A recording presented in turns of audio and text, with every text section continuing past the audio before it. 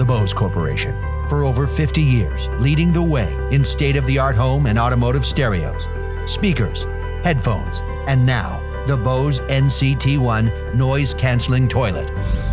Using patented state-of-the-art noise-canceling technology, the Bose NCT1 eliminates the disturbing and embarrassing sounds traditionally associated with toilet use, giving you and your household peace of mind.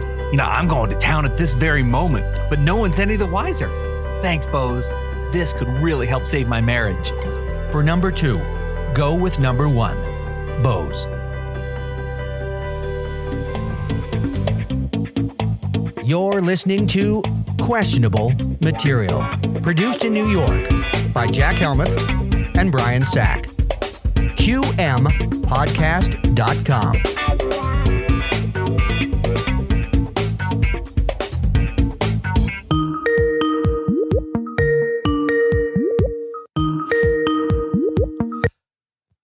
Everything Star Wars. I was wondering if you had, this is going to be it's a long shot. Do you have a Darth Vader? I'm sorry? Do you have a Darth Vader? Am I looking for a Christmas present for my son? Dark Vader. No. This is Darth Vader. You know, the big menacing black, you know. Which episode is he in? He's like the central figure. They ranked the most famous villain in cinema history. He's in episode 4 and 5 and 6. He's the man in the big black suit who... Oh, hold on. Black suit. I am your father. You know. Jeez. Hold on. I'm drawing a blank. So you have the red... Like a red... You mean like a red jumpsuit and he has swords? And he's immortal almost? What? He's a mortal guy in a red suit, and he can kill a lot of people. No, I think that's Deadpool. Huh? You're thinking of Deadpool? Okay, Dark Vader. Darth. I'm talking about Darth Vader. Vader. Did I call the right place? Is this? This is everything Star Wars. Everything Star Wars. Yeah, Star Wars. Yeah, we're right off of Times Square. We're on 43rd Street. Right. Yeah. Darth Vader from the Star Wars movies. Right. George Lucas Star Wars movies. No. Yeah, George Lucas. Sure. Yeah, I'm drawing a blank, honestly. 4, 5, and 6. The villain from the Star Wars movies. I know. You have an action figure for my son. Yeah, I'm trying to... We have action figures galore. Like, we have all the action figures. Great. Read me a few of the top action figures on your shelf. Let me see if I'll take one of those. Guy Joe? No, that's G.I. Joe, and he's definitely not in Star Wars. Okay. We have Spiderman. He's like in a red and blue leotard looking thing. I'm not even sure who that is. Spiderman.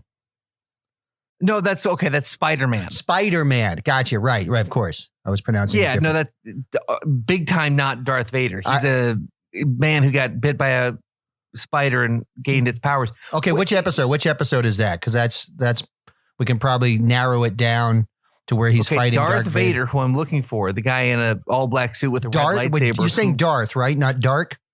Yes, I'm saying Darth. D-A-R-T-H. That's a weird one. Okay.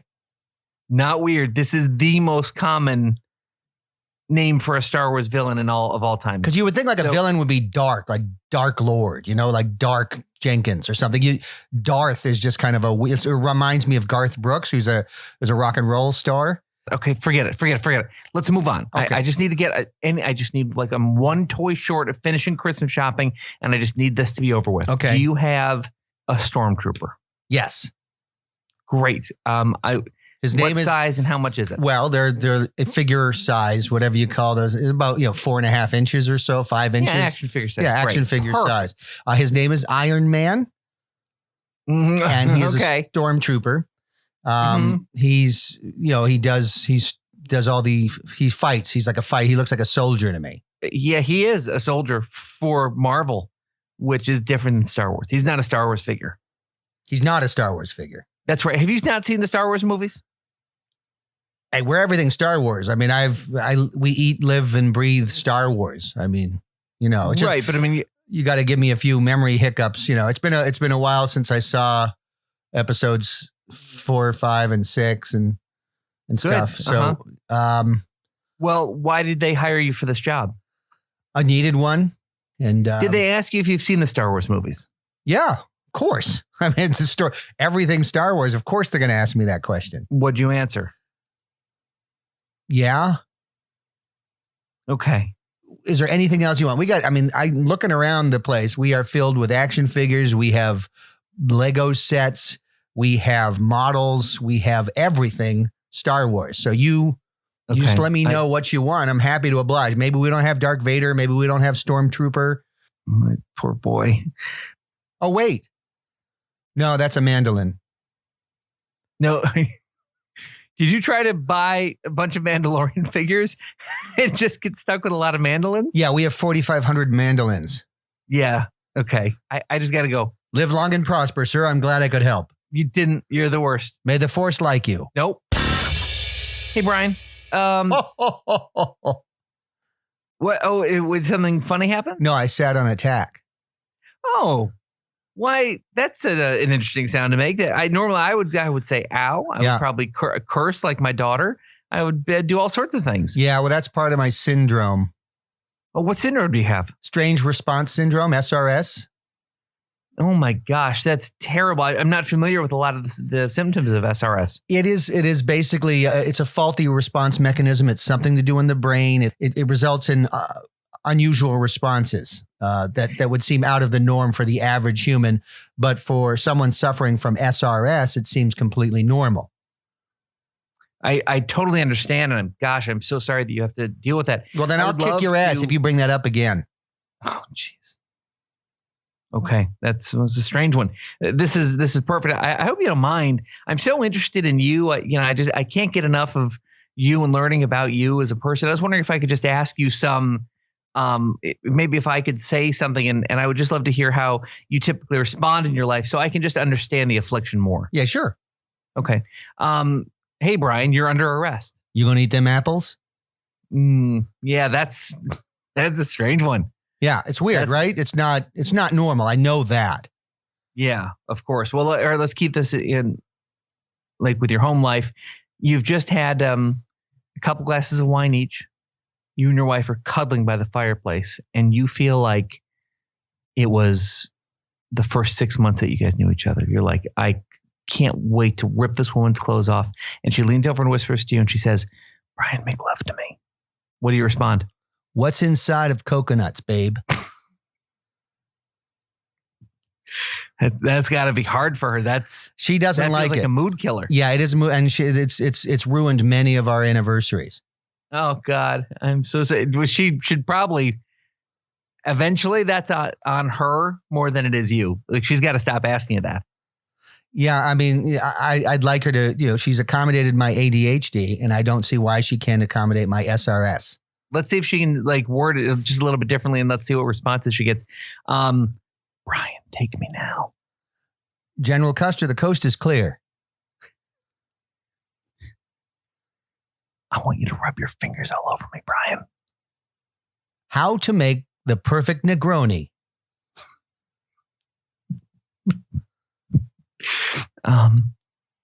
Kiss me like you've never kissed me before, Brian. Let's add another log to the fire, cowboy. Okay. We just heard from the hospital and your mother passed away. Oh, gosh. That one breaks my heart. Yeah, it broke my heart too. It just didn't seem like it. No, not at all. When your mother passed away. Yeah, no, it was very upsetting. But it was hard to convey that through the laughter. Right. Brian, would you run out to the grocery store for me, babe? Excuse me? Okay. How about this? Brian, we're out of milk. You're out of love. Oh my God. Yeah. That had to be tough for the first few years of the kids. Yeah, there was a lot of confusion for the kids, mixed messages. They would constantly run to their mother. Does Daddy not like me? But they learned over time that our SRS is a thing. Okay. Well, speaking of the kids, I was going to ask you, Daddy, happy Father's Day. Brown noser. Man, that's tough. Well, at the hell of an affliction, Brian, is there anything you can take for it? I'm going to cap your ass. Okay. Hey, Ryan, I know you are big time into the holidays. I sure am into the holidays, Jack. All of them. Yeah, but really more Christmas. Yeah, I like Christmas a lot. You sort of know all the sort of hot items that are sort of for sale for Christmas, sort of the top sellers for this year's Christmas season. As we record this, it's only 10 days away for Christmas. Yep. By the time we release it, it'll just be 8 days until Christmas. Right. And so that means there's still time for people listening to go out and get these items that you're going to tell us about. This is definitely the last chance for listeners to get out there and get these gifts that are going to be, if they haven't sold out yet.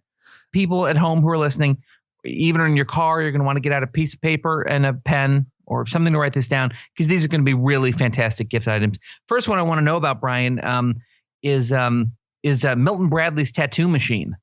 Yeah, it's the Milton Bradley tattoo machine. Mm-hmm. And the object of the game is to tattoo your friend. And so you draw cards. The cards have patterns. And after you've acquired 5 cards, you put them together, and that's the pattern you draw on your friend. But here's the catch. Okay. It's a tattoo machine, but that little needle also delivers the COVID-19 vaccine. Whoa. Yes. So here's the genius that Milton Bradley is. And he's a person who lives in Wyoming. He thought kids don't like needles, right? Right. They don't want to be dragged into a doctor's office and given a shot. Nobody likes shots. Why? But they love tattoos. Kids, yeah, they do. Kids love tattoos. And so he thought, why not put the vaccine in the tattoo needle? The kids are having fun. They're tattooing one another. And while they're doing that, they're immunizing each other against COVID-19. What is more brilliant than that? I mean, it feels a little unethical, perhaps, but right now I might take it. Yeah, well, you better hurry, because I think those things are going to sell out quick. Is it a little unethical? The ethics of it was questioned, and it's been sent to the Federal Ethics Commission to be checked out. It's like the FDA, but they do ethics for toys. And we have not heard back from them. They're way behind. So we will find out later whether or not it's ethical. But right now, it's $29.95 on Amazon. That is really cheap. It is. And it comes with 2 COVID-19 immunization tubes. Wow. Yeah, vaccines come in tubes. I mean, that's just a good price for anybody. Yeah. I mean, you shouldn't even... what a great way to score some early vaccine. Absolutely. That's why a lot of the frontline workers can't get the vaccine, because Milton Bradley has connections with Pfizer. Okay, well, that was my next question is Milton Bradley making the vaccine as well, or they're getting it from an outside source? Well, Milton Bradley has a lot of expertise in medicine. As you know, they produce Operation. And that goes way back. So they consulted with Pfizer on the vaccine. Oh, so they consulted and made it themselves. They consulted, made it themselves. Yeah, there are little differences. There's more Play-Doh in the Milton Bradley vaccine. Okay, more Play-Doh. Yeah, every Play-Doh can says non-toxic. Mm-hmm. And it's the best way to administer the vaccine to kids who are afraid of needles unless they're tattoo needles. How efficient is the vaccine? Well, if you look on the box, it says players 2 to 4, game time 10 to 20 minutes, and efficacy 83%. Yeah, that's not bad for a toy manufacturer who puts Play-Doh into his vaccines. Yeah, that's not bad. It isn't bad. Any side effects? So the next item I want to talk about is the cat warmer. Why does someone need a cat warmer, and what is it? What does it do? Well, the Sharper Image makes the cat warmer, and they thought, cats, what do they love the most? They love warm spots. Anybody who has a cat knows that the cat will sit on the dryer if the dryer's on. The cat will sit near the fireplace if the fire's going. It likes to be curled up in a warm spot. It loves radiators. Cats love warmth. Well, sometimes you can't always provide that warmth for them. So why not a little space for a cat to cozy up in that is also a microwave? So you have The cat warmer is basically a little space. It's got a knob, cat warmer or microwave. It's a great idea because it kills two birds with one stone. It allows you to warm up your cat or microwave dinner. The thing is, you got to watch the button. Got to make sure it's set to the right thing. And it comes with a 25-minute tutorial DVD that really shows you how to operate the cat warmer so that you're either warming your cat or dinner and not vice versa. Why? What happens in the reverse? Your cat will explode from cooking from the inside.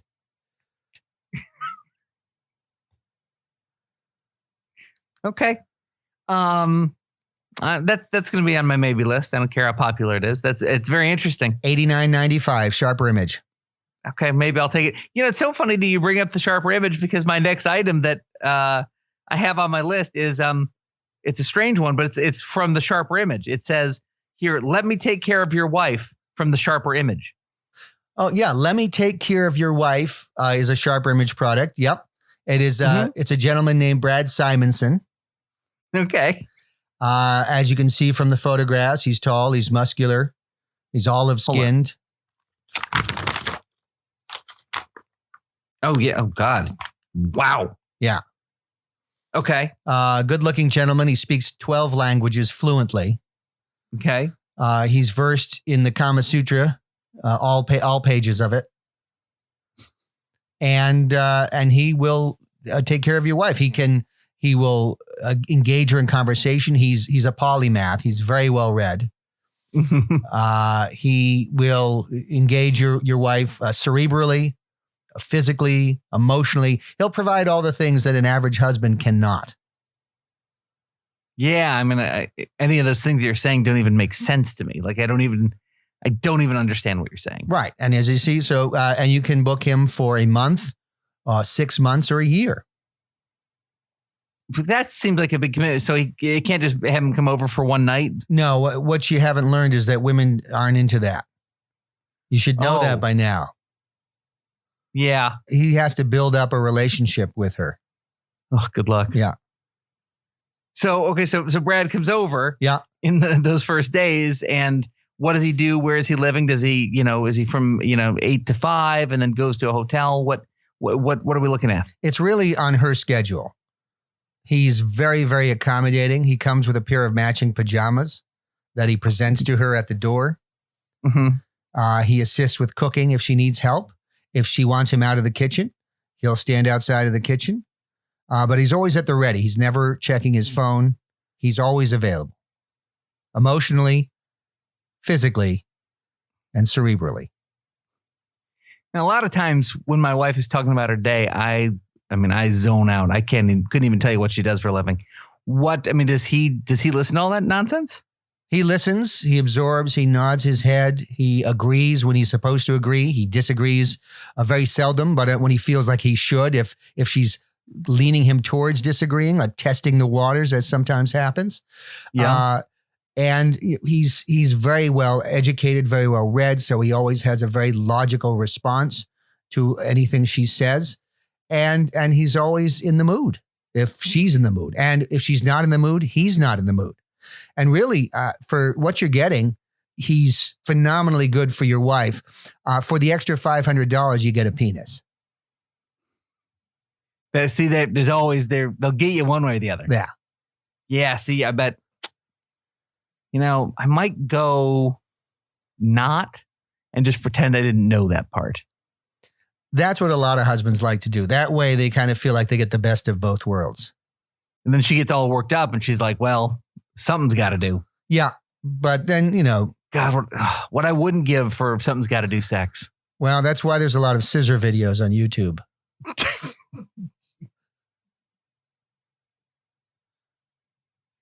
On YouTube, you say? Yeah. Those are, I assume, gift wrap videos. Yeah, they're unboxing videos.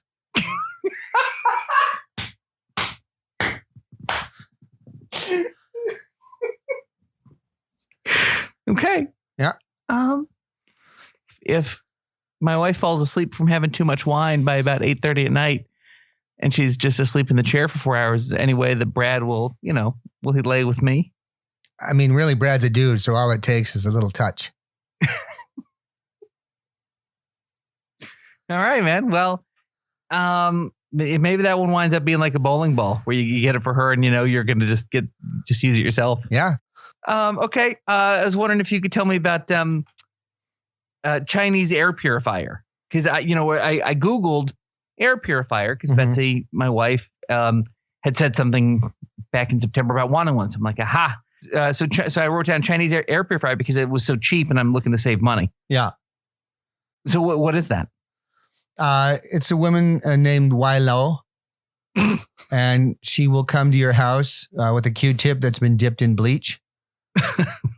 And I think it speaks for itself.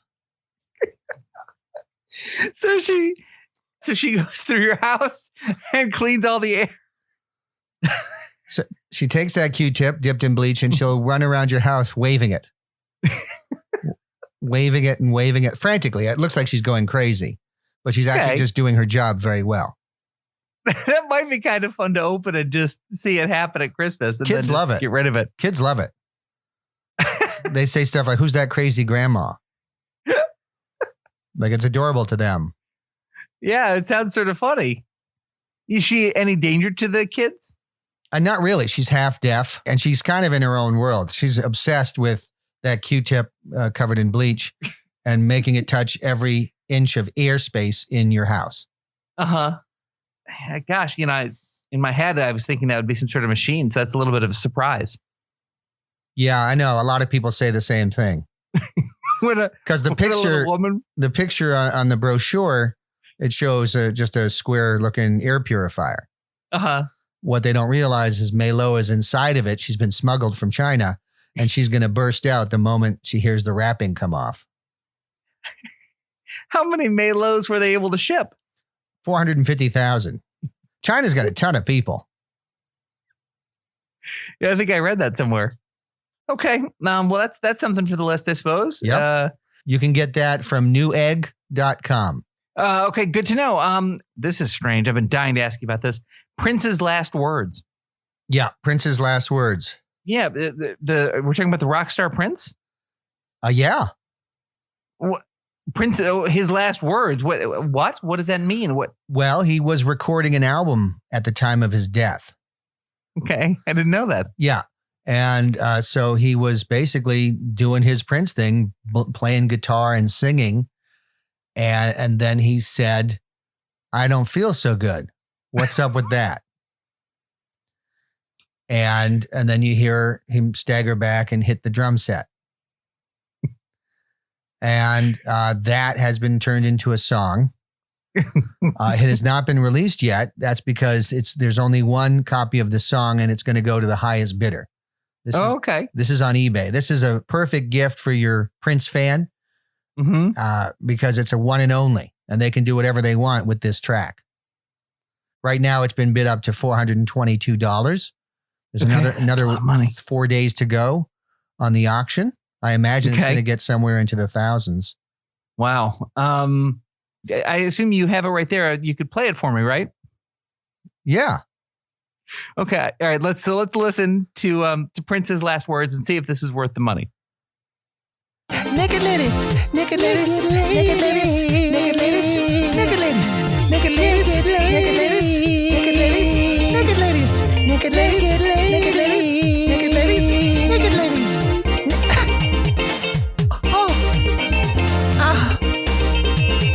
I don't feel so good. What's the matter, Prince? What's up with that? I don't know, Tom. Oh dear. Prince fell down. Yeah, this is going to sound crazy to you, but that doesn't sound all that much like Prince, but maybe it's just because he was under the weather. He was not feeling, he was under the influence of drugs and the drugs that killed him. Yeah, they sure did. Boy, that's difficult to listen to if you're a fan. It is. I was a huge fan back even before he changed his name to that symbol. Yeah. Well, that's when he was a better musician. That's a very interesting gift. I'm not quite sure I'd even call that a song. Yeah, no, it's not really a song. That's why it's only up to $422. Hey, Brian. Yes. You're a bit of a Christmas song expert, wouldn't you say? Yeah. I've listened to Christmas songs ever since there was audio. Right. So, right there. You already feel overqualified to talk about this. Yeah. I know you know a lot about especially Christmas songs. I do. I love Christmas songs, and from the moment we finished the last piece of turkey on Thanksgiving, I bolt out of the dining room and I turn on the radio in the living room. I set it to the Christmas station. I set it at the highest volume setting, and it does not turn off until New Year's Day. Huh. Okay, then that sounds lovely. Well, I was wondering if you could sort of talk to us about some of the songs themselves, some secrets about the songs when they were recorded, about the artists. Just sort of tell us about some classic Christmas songs that I know we've all been singing over these last few weeks. Yeah. So, Brian, I think my all-time favorite Christmas album is White Christmas by Perry Como. Sure. I was wondering if you could sort of tell me a little bit about, I don't know. Are there stories about making that album or about some of the songs on it or what Perry was like when he was recording? What can you tell me? It's fun to sort of know, some history. That way, when you're listening to the songs, you can sort of think about what life was like in the studio. Yeah. Well, the White Christmas album the song was inspired by Perry Como. He was down in Alabama and he saw a water fountain. This was in the 50s. And he saw a water fountain that said colored only. And he thought, how unfair is that? They get their own water fountain? And so he started thinking about, he's like, they can have their own water fountain if they want, but I'm going to have my own Christmas.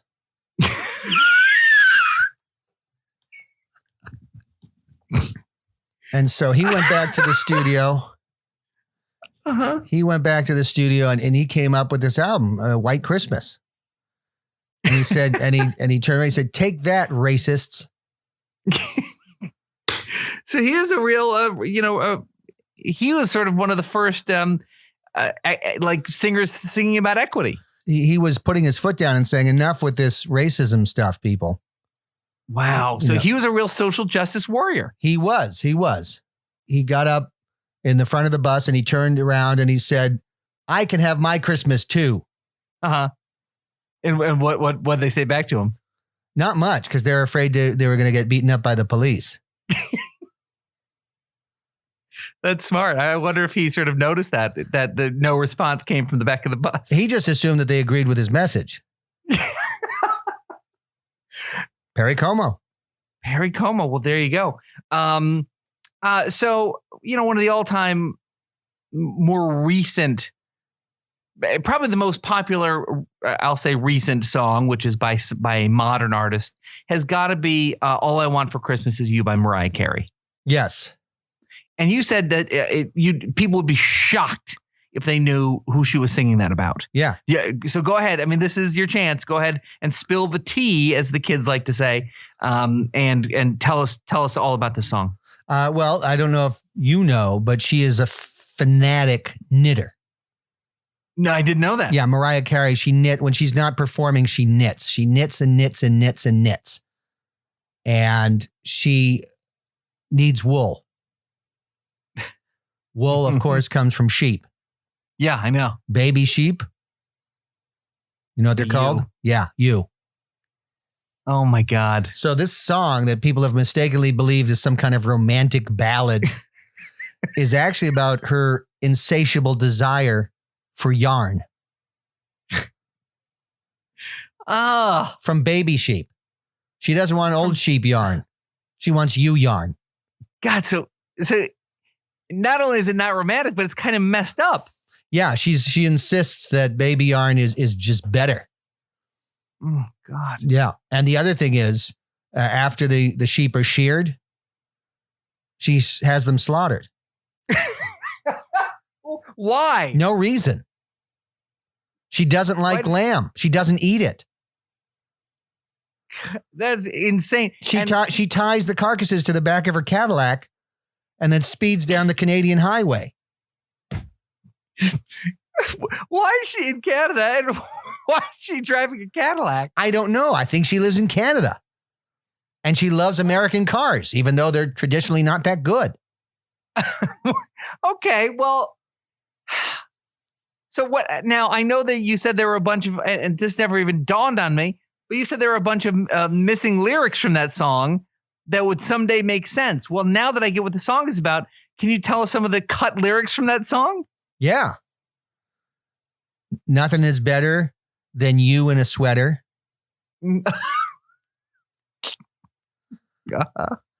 You've got my back. I've got a Cadillac. Well, she's really getting all of her life story into this one. Go. Okay. Anything else? Sure. Look at the North Star. Now look behind my car. That's where they would see the sheep carcass. So they would see the sheep carcass that she's towing. I mean, that takes all the beauty out of the song. Yeah, totally. That's they say behind every great song is a great editor. Yeah, and they cut that out. They're like, Mariah, you can't do that. We can talk about sheep. You can sing about sheep. All I want for Christmas is you. Fine, but when you start referring to the carcasses you're dragging behind the Cadillac, let's not do this to ourselves. And she's very smart, and she took their advice because that song would not be what it is now.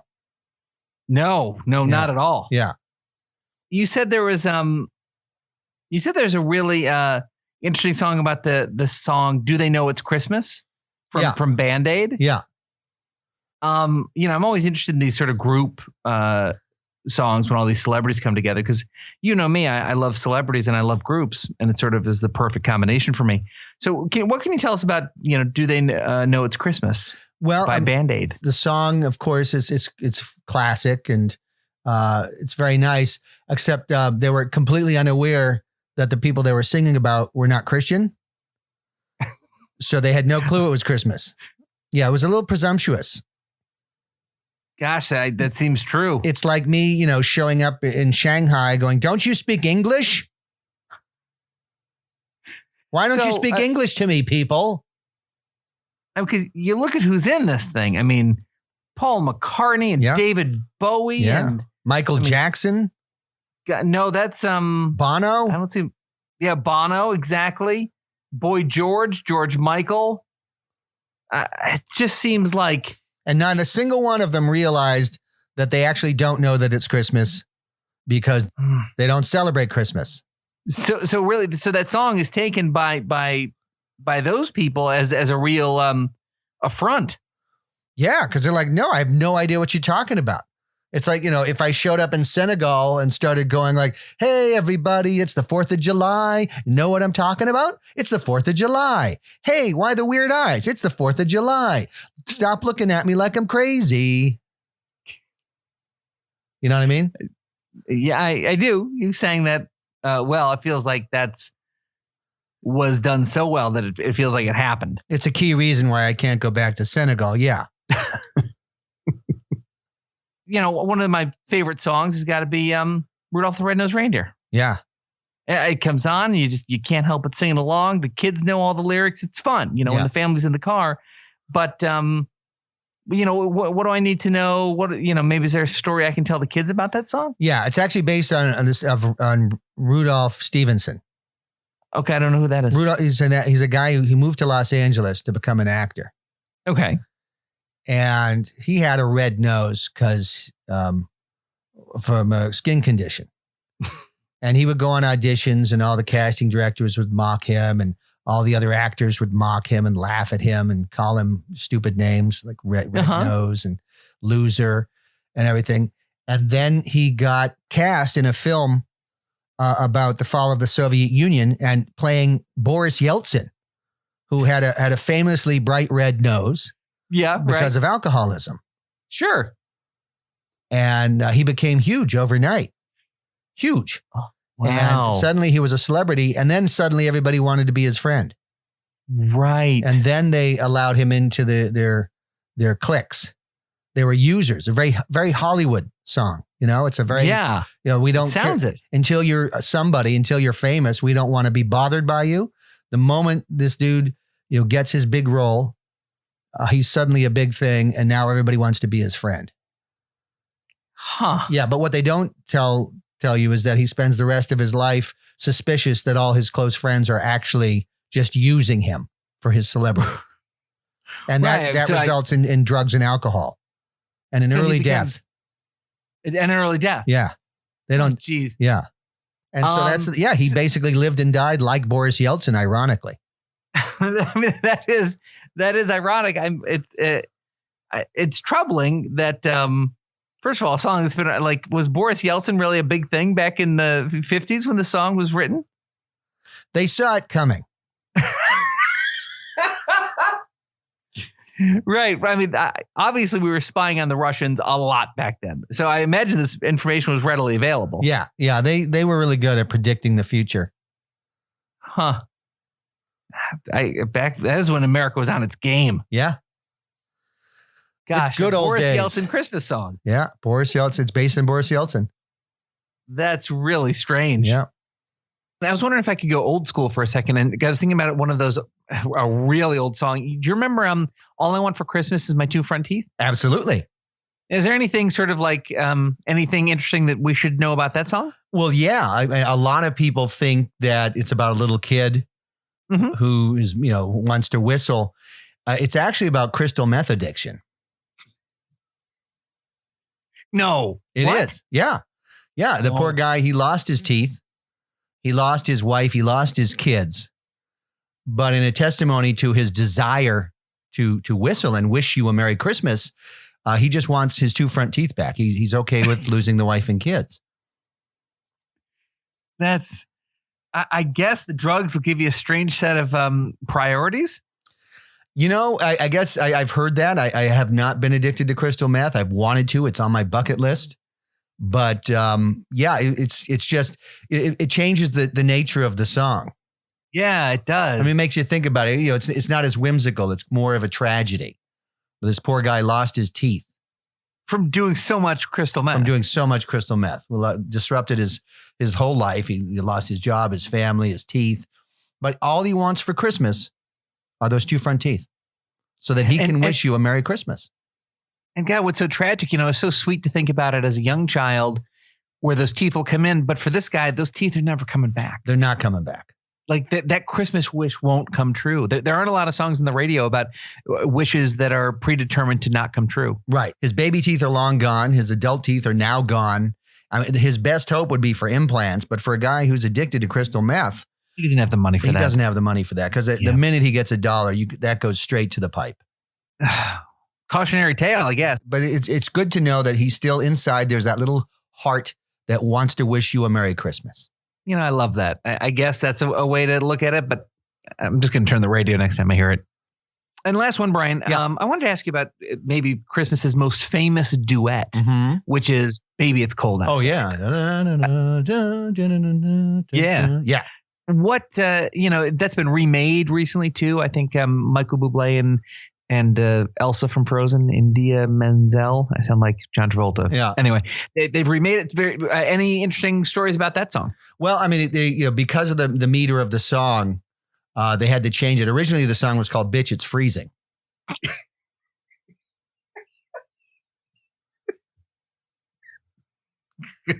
Well, Merry Christmas, everybody. Merry Christmas. From questionable material. That was questionable material. Make sure to subscribe to the podcast. Make sure to review the podcast.